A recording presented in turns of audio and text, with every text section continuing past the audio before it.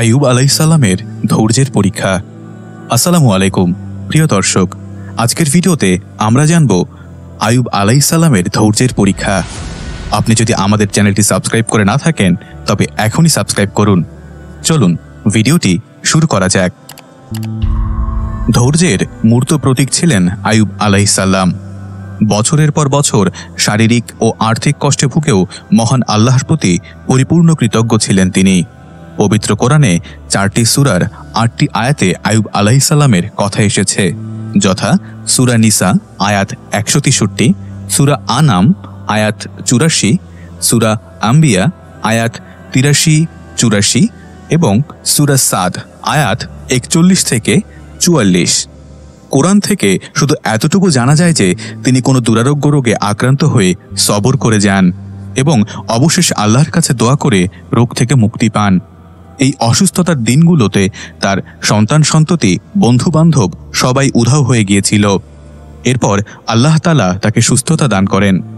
মহান আল্লাহ তাকে সন্তান ও সম্পদ দিয়েছিলেন। অসুস্থতার পাশাপাশি সেগুলোও ছিনিয়ে নেন। কিন্তু তার স্ত্রী ছিলেন অত্যন্ত স্বামীভক্ত। তিনি সারাক্ষণ তার সেবা করতেন। এমনকি এক পর্যায়ে পরিবারের খরচ মেটাতে তিনি অন্য মানুষের বাসায় কাজ করতেন। অন্যদিকে ধীরে ধীরে রোগ ব্যাধি, দুঃখ কষ্ট বাড়তে থাকে আইয়ুব আলাইহিসসালামের। বিপদ যত বাড়ে তিনি তত বেশি আল্লাহকে ডাকতে থাকেন। যেভাবে শীত বাড়ে মানুষ তত বেশি শীত বস্ত্র দিয়ে নিজেকে জড়িয়ে রাখেন, আল্লাহর জিকির দিয়ে তিনি তার দেহ ও অন্তর তরতাজা রাখেন। বিপদে ধৈর্য ধারণ এবং আল্লাহর পরীক্ষা হাসি মুখে বরণ করে তিনি সবরকারী ও চমৎকার বান্দা খেতাবে ভূষিত হয়েছেন। তার ধৈর্যের পরম পরাকাষ্ঠা দেখে মহান আল্লাহ বলেন, আমি আল্লাহ তাকে ধৈর্যশীল হিসেবে পেয়েছি। সূরা সাদ আয়াত 44। বছরের পর বছর তিনি অসুস্থ শরীর নিয়ে সন্তানহীন, সঙ্গীহীন ও সম্পদহীন হয়ে কোনো এক প্রান্তরে একান্তে অবস্থান করেন আর মহান আল্লাহর কাছে দোয়া করতে থাকেন।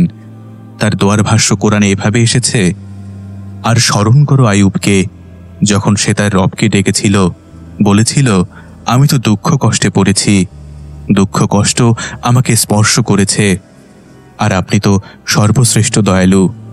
সূরা আম্বিয়া আয়াত 83। দোয়ার ধরন অত্যন্ত নমনীয় ও মার্জিত, যথাযথ আদব ও শিষ্টাচারপূর্ণ। নেই অভিযোগ, নেই অনুযোগ। কষ্ট আমাকে স্পর্শ করেছে, কঠিন বিপদেও মধুময় আবেদন।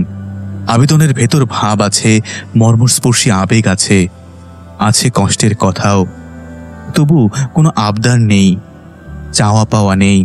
শুধু এ কথা বলে থেমে যাচ্ছেন, আপনি তো সর্বশ্রেষ্ঠ দয়ালু। আল্লাহর বিরুদ্ধে কোনো নালিশ নেই, কোনো জিনিসের দাবি নেই। তাতেই খুশি হয়ে মহান আল্লাহ তার দোয়া কবুল করেন। তার দোয়া কবুল করে আল্লাহ বলেন, আমি তার ডাকে সাড়া দিলাম আর তার যত দুঃখ কষ্ট ছিল তা দূর করে দিলাম এবং তার পরিবার পরিজন তাকে দিয়ে দিলাম। তাদের সঙ্গে তাদের মতো আরও দিলাম আমার পক্ষ থেকে রহমত এবং ইবাদতকারীদের জন্য উপদেশসমূহ। সূরা আম্বিয়া আয়াত 84। কিভাবে দূর হলো অসুখ সে বিষয়ে পবিত্র কোরআনে এসেছে, আমি তাকে বললাম, তুমি তোমার পা দিয়ে ভূমিতে আঘাত করো, ফলে পানি নির্গত হলো এবং দেখা গেল যে এটি গোসলের জন্য ঠান্ডা পানি ও পানের জন্য উত্তম পানীয়। সূরা সাদ আয়াত 42। এটি ছিল অলৌকিক ঝর্ণা। ইতোপূর্বে শিশু ইসমাইল আলাইহিসসালামের ক্ষেত্রে এমনটা ঘটেছে।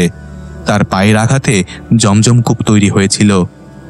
এটা নবীদের মুজিজা, এটা নবীদের বরকত।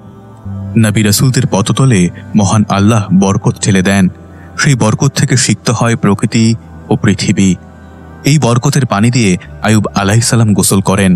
তিনি সুস্থ হয়ে যান, একে একে সম্পদ ফিরে পান এবং সন্তান লাভ করেন। আইয়ুব আলাইহিসসালাম তার প্রাকৃতিক কাজ সারতে বের হতেন। কাজ সারার পর তার স্ত্রী তার হাত ধরে নিয়ে আসতেন। একদিন তিনি প্রাকৃতিক কাজ সারার পর স্ত্রীর কাছে ফিরতে দেরি করছিলেন। আগমনে দেরি দেখে স্ত্রী এগিয়ে যান। ততক্ষণে অলৌকিক ঝর্ণায় গোসল করে আইয়ুব আলাইহিসসালাম সম্পূর্ণ সুস্থ ও সুন্দর হয়ে যান। তার স্ত্রী তাকে দেখে বললেন, হে মানুষ, আল্লাহ আপনার উপর বরকত দিন। আপনি কি ওই অসুস্থ আল্লাহর নবীকে দেখেছেন? আল্লাহর শপথ, যখন তিনি সুস্থ ছিলেন তখন তিনি দেখতে আপনার মতো ছিলেন। তখন আয়ুব আলাইহিসসালাম বললেন, আমি সেই ব্যক্তি। এভাবে তিনি সুস্থ হন। আয়ুব আলাইহিসসালামের দুটি উঠান ছিল, একটি গম শুকানোর, অন্যটি জব শুকানোর। মহান আল্লাহ সেই দুটির উপর দুখণ্ড মেঘ পাঠালেন। এক খণ্ড মেঘ সে গমের উঠোনে এমনভাবে স্বর্ণ ফেলল যে সেটি পূর্ণ হয়ে গেল। অপর খণ্ডটি সেটির উপর এমনভাবে রৌপ্য বর্ষণ করল, সেটিও পূর্ণ হয়ে গেল। এভাবে সোনা রূপায় দানায় তিনি প্রচুর সম্পদের মালিক হয়ে যান। হাদিসের বর্ণনা থেকে আরও জানা যায়, আল্লাহর পক্ষ থেকে ঝাঁকে ঝাঁকে স্বর্ণের পঙ্গপাল আয়ুব আলাইহিসসালামের কাছে আসে। তিনি সেগুলো সংগ্রহ করেন। রাসূল সাল্লাল্লাহু আলাইহি ওয়াসাল্লাম বলেন, একবার আয়ুব আলাইহিসসালাম কাপড় খুলে, অর্থাৎ বাথরুম ছাড়াই খোলা স্থানে গোসল করছিলেন। এই অবস্থায় এক ঝাঁক স্বর্ণের পঙ্গপাল তার উপর পড়তে শুরু করে। তিনি সেগুলো মুঠে মুঠে করে জমা করছিলেন।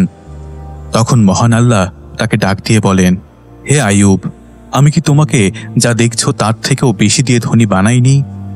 জবাবে আয়ুব আলাইহিসসালাম বলেন, ইয়া রাব্বি লাগিনা বি আন বারাকাতিকা, অর্থ, হে রব, তবে আপনার দেওয়া বরকত থেকে আমি কখনো মুখাপেক্ষী হব না। পুরো ঘটনা থেকে জানা যায়, বড় পরীক্ষায় আছে বড় পুরস্কার।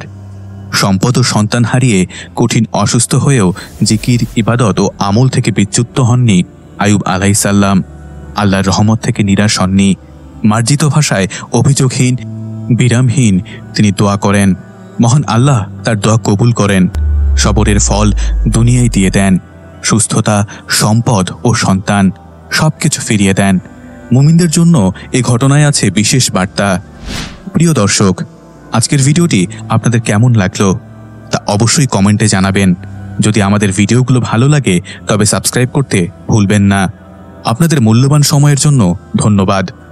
ইনশাআল্লাহ আগামী ভিডিওতে আবার দেখা হবে। ততক্ষণ পর্যন্ত আল্লাহ হাফেজ। আয়ুব আলাইহিসসালামের ধৈর্যের পরীক্ষা। আসসালামু আলাইকুম প্রিয় দর্শক, আজকের ভিডিওতে আমরা জানব আয়ুব আলাইহিসসালামের ধৈর্যের পরীক্ষা। আপনি যদি আমাদের চ্যানেলটি সাবস্ক্রাইব করে না থাকেন তবে এখনই সাবস্ক্রাইব করুন। চলুন ভিডিওটি শুরু করা যাক। ধৈর্যের মূর্ত প্রতীক ছিলেন আয়ুব আলাইহিসসালাম। বছরের পর বছর শারীরিক ও আর্থিক কষ্টে ভুগেও মহান আল্লাহর প্রতি পরিপূর্ণ কৃতজ্ঞ ছিলেন তিনি।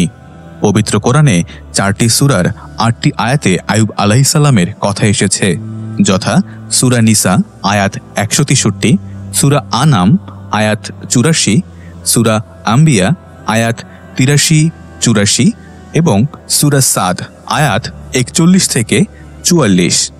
কোরআন থেকে শুধু এতটুকু জানা যায় যে তিনি কোনো দুরারোগ্য রোগে আক্রান্ত হয়ে সবর করে যান এবং অবশেষে আল্লাহর কাছে দোয়া করে রোগ থেকে মুক্তি পান।